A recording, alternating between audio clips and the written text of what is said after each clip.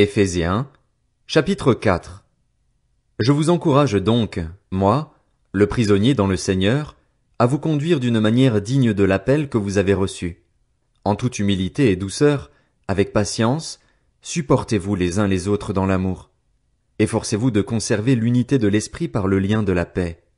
Il y a un seul corps et un seul esprit, de même que vous avez été appelés à une seule espérance par votre vocation. Il y a un seul Seigneur, une seule foi, un seul baptême, un seul Dieu et Père de tous. Il est au-dessus de tous, agit à travers tous et habite en nous tous. Cependant, à chacun de nous la grâce a été donnée à la mesure du don de Christ.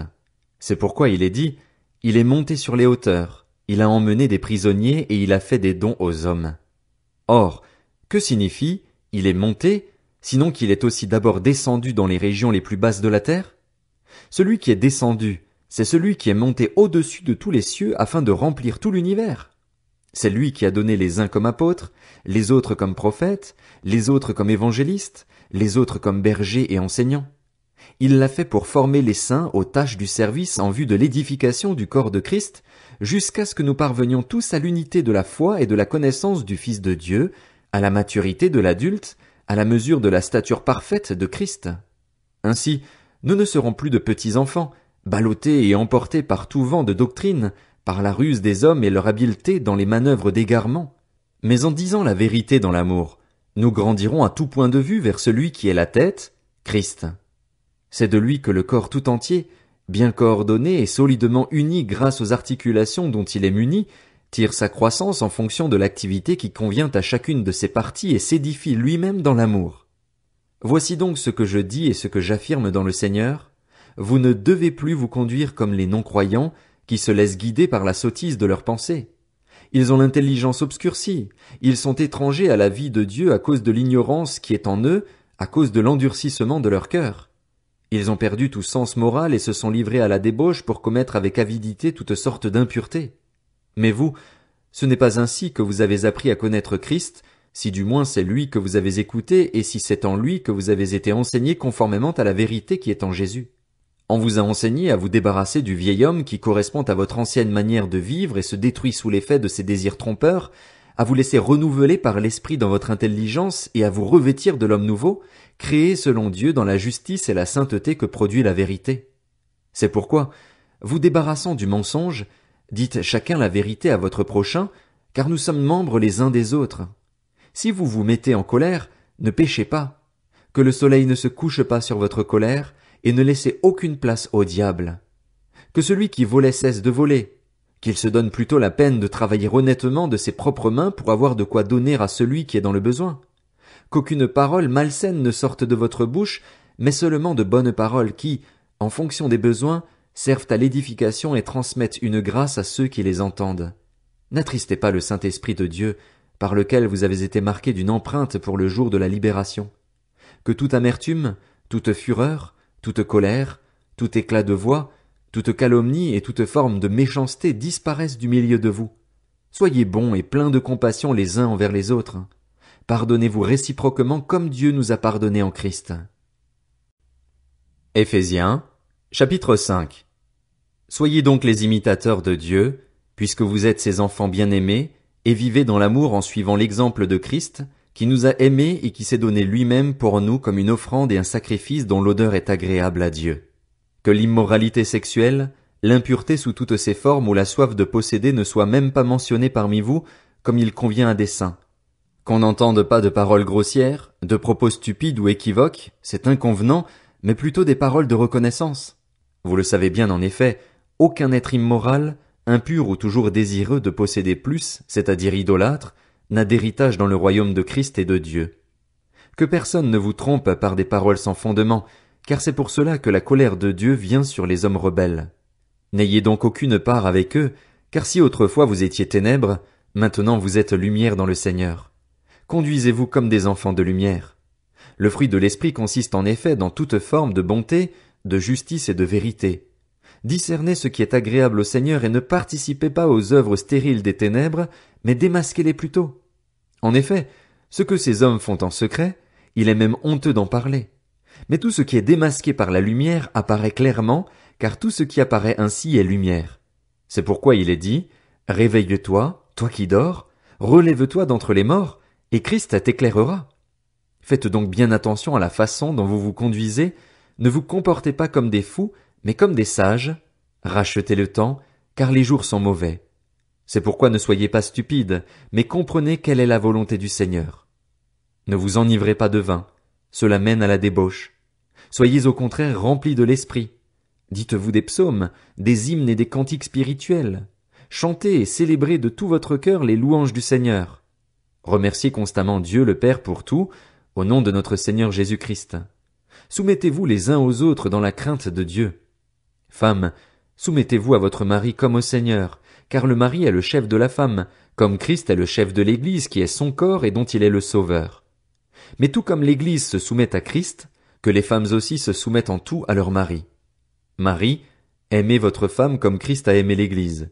Il s'est donné lui-même pour elle afin de la conduire à la sainteté après l'avoir purifiée et lavée par l'eau de la parole, pour faire paraître devant lui cette Église glorieuse, sans tache, ni ride, ni rien de semblable, mais sainte et irréprochable. C'est ainsi que les maris doivent aimer leur femme comme leur propre corps. Celui qui aime sa femme s'aime lui-même.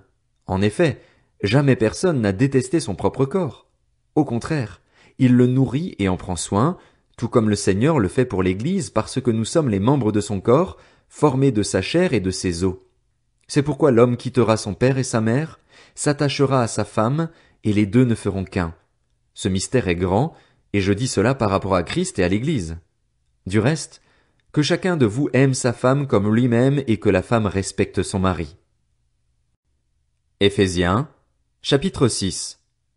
Enfants, obéissez à vos parents, dans le Seigneur, car cela est juste. Honore ton père et ta mère, c'est le premier commandement accompagné d'une promesse, afin que tu sois heureux et que tu vives longtemps sur la terre. Quant à vous, pères, n'irritez pas vos enfants, mais élevez-les en leur donnant une éducation et des avertissements qui viennent du Seigneur. Esclaves, obéissez à vos maîtres terrestres avec crainte et profond respect, avec sincérité de cœur, comme à Christ. Ne le faites pas seulement sous leurs yeux, comme le feraient des êtres désireux de plaire aux hommes, mais obéissez comme des serviteurs de Christ qui font de tout leur cœur la volonté de Dieu. Servez-les avec bonne volonté, comme si vous serviez le Seigneur et non des hommes, sachant que chacun, esclave ou homme libre, recevra du Seigneur le bien qu'il aura lui-même fait. Quant à vous, maîtres, agissez de même envers eux et abstenez-vous de menaces, sachant que leur maître et le vôtre est dans le ciel et que devant lui il n'y a pas de favoritisme. Enfin, mes frères et sœurs, fortifiez-vous dans le Seigneur et dans sa force toute puissante. Revêtez-vous de toutes les armes de Dieu afin de pouvoir tenir ferme contre les manœuvres du diable. En effet, ce n'est pas contre l'homme que nous avons à lutter, mais contre les puissances, contre les autorités, contre les souverains de ce monde de ténèbres, contre les esprits du mal dans les lieux célestes. C'est pourquoi, prenez toutes les armes de Dieu afin de pouvoir résister dans le jour mauvais et tenir ferme après avoir tout surmonté. Tenez donc ferme. Ayez autour de votre taille la vérité en guise de ceinture. Enfilez la cuirasse de la justice. Mettez comme chaussure à vos pieds le zèle pour annoncer l'évangile de paix. Prenez en toutes circonstances le bouclier de la foi, avec lequel vous pourrez éteindre toutes les flèches enflammées du mal. Faites aussi bon accueil au casque du salut et à l'épée de l'esprit, c'est-à-dire la parole de Dieu. Faites en tout temps par l'esprit toutes sortes de prières et de supplications. Veillez à cela avec une entière persévérance et en priant pour tous les saints. Priez pour moi afin que, lorsque j'ouvre la bouche, la parole me soit donnée pour faire connaître avec assurance le mystère de l'Évangile. C'est pour lui que je suis ambassadeur dans les chaînes. Priez que j'en parle avec assurance, comme je dois le faire. Afin que vous connaissiez vous aussi quelle est ma situation et ce que je fais, Tychik, le frère bien-aimé, qui est un fidèle serviteur dans le Seigneur, vous informera de tout. Je l'envoie exprès vers vous pour que vous ayez de nos nouvelles et pour qu'il réconforte votre cœur. Que la paix et l'amour avec la foi soient donnés aux frères et sœurs de la part de Dieu le Père et du Seigneur Jésus-Christ. Que la grâce soit avec tous ceux qui aiment notre Seigneur Jésus-Christ d'un amour que rien ne peut corrompre. Philippiens, chapitre 1. De la part de Paul et Timothée, serviteurs de Jésus-Christ, à tous les saints en Jésus-Christ qui sont à Philippe, aux responsables et aux diacres. Que la grâce et la paix vous soient données de la part de Dieu notre Père et du Seigneur Jésus-Christ. Je dis à mon Dieu ma reconnaissance de tout le souvenir que j'ai de vous. Dans toutes mes prières pour vous tous, je ne cesse d'exprimer ma joie à cause de la part que vous prenez à l'Évangile depuis le premier jour jusqu'à maintenant. Je suis persuadé que celui qui a commencé en vous cette bonne œuvre la poursuivra jusqu'à son terme, jusqu'au jour de Jésus-Christ. Il est juste que je pense cela de vous tous parce que je vous porte dans mon cœur, vous qui participez tous à la même grâce que moi, aussi bien dans ma détention que dans la défense et l'affermissement de l'Évangile. En effet, Dieu m'est témoin que je vous chéris tous avec la tendresse de Jésus-Christ. Et voici ce que je demande dans mes prières. C'est que votre amour augmente de plus en plus en connaissance et en pleine intelligence pour que vous puissiez discerner ce qui est essentiel. Ainsi vous serez purs et irréprochables pour le jour de Christ, remplis du fruit de justice qui vient par Jésus-Christ à la gloire et à la louange de Dieu. Je désire que vous le sachiez, frères et sœurs, ce qui m'est arrivé a plutôt contribué au progrès de l'Évangile. En effet, dans tout le prétoire et partout ailleurs, personne n'ignore que c'est pour Christ que je suis en prison. Et la plupart des frères et sœurs, encouragés dans le Seigneur par mes chaînes, ont plus d'assurance pour annoncer sans crainte la parole. Certains, il est vrai, proclament Christ par jalousie, avec un esprit de rivalité, mais d'autres le proclament avec de bonnes intentions. Les uns agissent par amour, sachant que je suis là pour la défense de l'Évangile. Les autres, animés d'un esprit de rivalité, annoncent Christ avec des intentions qui ne sont pas pures et avec la pensée d'augmenter les souffrances de ma détention. Qu'importe. De toute manière, que ce soit pour de mauvaises raisons, que ce soit sincèrement, Christ est annoncé. Je m'en réjouis et je m'en réjouirai encore, car je sais que cela aboutira à mon salut grâce à vos prières et à l'assistance de l'Esprit de Jésus-Christ. Conformément à ma ferme attente et à mon espérance, je n'aurai honte de rien, mais maintenant comme toujours, la grandeur de Christ sera manifestée avec une pleine assurance dans mon corps, soit par ma vie, soit par ma mort. En effet, Christ est ma vie et mourir représente un gain. Cependant, s'il est utile pour ma tâche que je vive ici-bas, je ne saurais dire ce que je dois préférer. Je suis tiraillé des deux côtés. J'ai le désir de m'en aller et d'être avec Christ, ce qui est de beaucoup le meilleur, mais à cause de vous, il est plus nécessaire que je continue à vivre ici-bas. Persuadé de cela, je sais que je resterai et demeurerai avec vous tous pour votre progrès et votre joie dans la foi.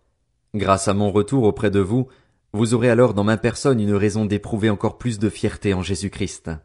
Seulement, conduisez-vous d'une manière digne de l'évangile du Christ. Ainsi, que je vienne vous voir ou que je sois absent, j'entendrai dire de vous que vous tenez ferme dans un même esprit, combattant d'un même cœur pour la foi de l'évangile, sans vous laisser effrayer en rien par les adversaires. Pour eux, c'est une preuve de perdition, mais pour vous de salut, et cela vient de Dieu. En effet, il vous a été fait la grâce non seulement de croire en Christ, mais encore de souffrir pour lui en menant le même combat que celui que vous m'avez vu mener et que, vous l'apprenez maintenant, je mène encore.